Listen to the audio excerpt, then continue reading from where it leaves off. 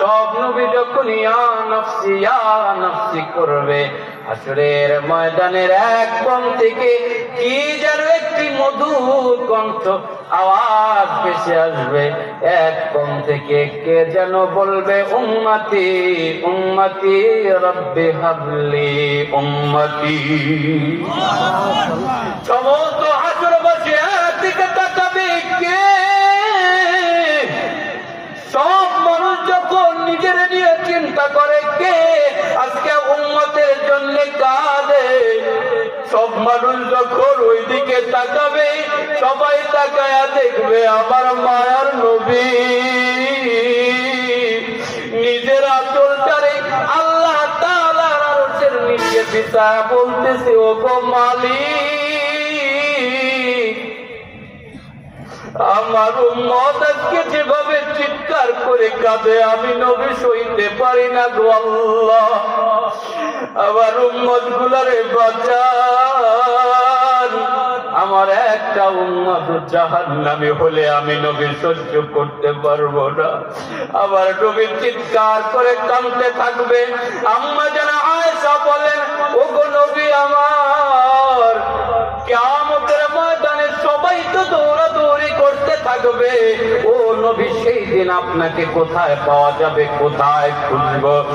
আল্লাহর নবী বলেন, ও গো আয়েশা, ওই দিন আমি নবী কোনো এক জায়গায় দাঁড়াবো না। আল্লাহ তাআলা আমার জন্য একটা চেয়ার বানাবেন আল্লাহর আরশের নিচে।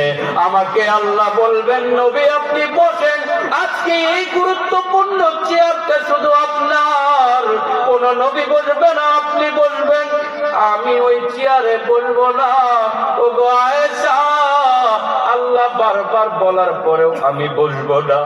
আমি ওই চেয়ারের উপরে একটা হাত রাখা আল্লাহর আরশের নিচে আর একটা হাত উঁচু করে বলবো, ও গো আল্লাহ, আমি যদি আজকে বসে থাকি আমার উম্মতের কি হবে?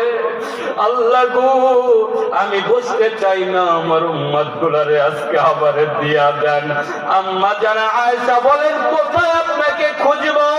আল্লাহর নবী বলেন, আমি তো কোথাও বলবো না, আমি একবার দৌড় দিব ফুলসিরাতের কাছে, দেখবো আমার কোন উম্মত কেটে পড়ে গেল নাকি।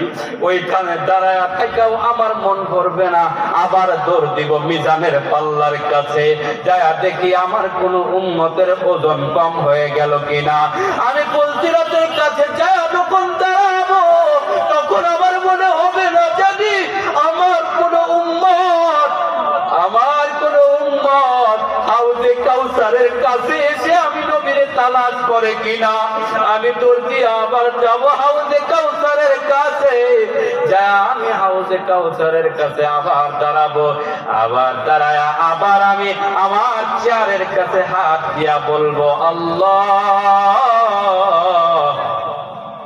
আপনি রহমান আর আমি নবী রহিম, আনা নবিয়ুর রহিম, আমি দয়ালু নবী আর আপনি দয়ালু আল্লাহ।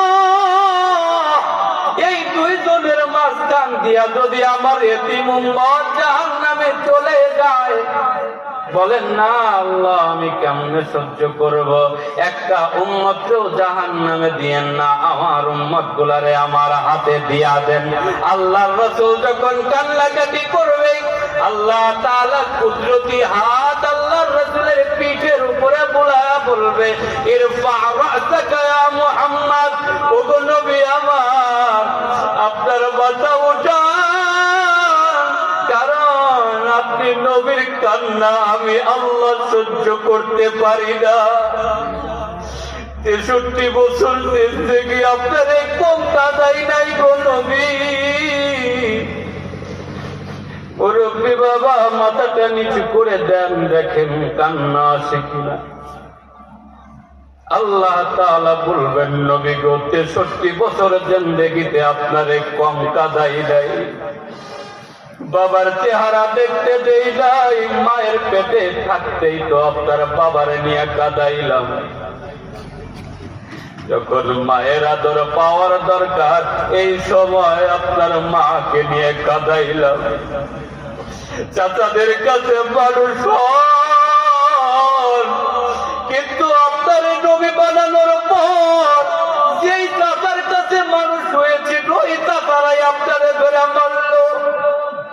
আপনি নবীর কান্না দেখে আমার বরদাস্ত হয় না গো নবী।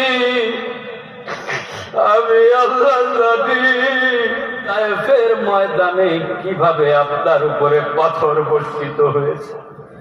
আমি আল্লাহ কুদরতি নজর দিয়ে তাকিয়ে দেখেছি উহুদের ময়দানে কিভাবে আপনার দাঁতগুলা ভেঙে দিয়েছিল।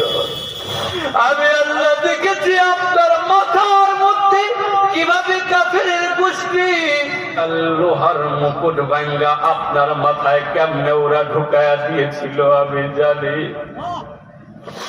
আমি আল্লাহ 63 বছরে আপনারে কোন কাদাই নাই গো নবী।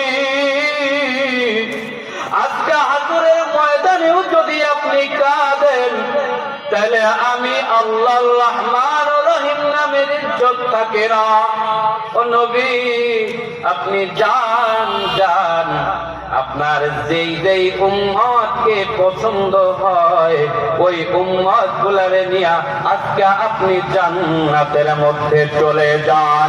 একটা জবানও বন্ধ রাখবেন না, চিৎকার করে বলেন আল্লাহু আকবার। কত মায়ার নবী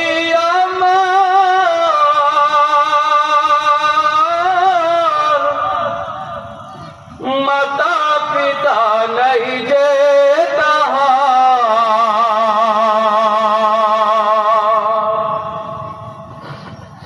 কত মায়ার নবী আমার মাতা পিতা নাই যে তাহার, তবুও কত কষ্ট দিল কাফেরে আর বেঈমানে নবী বিনে।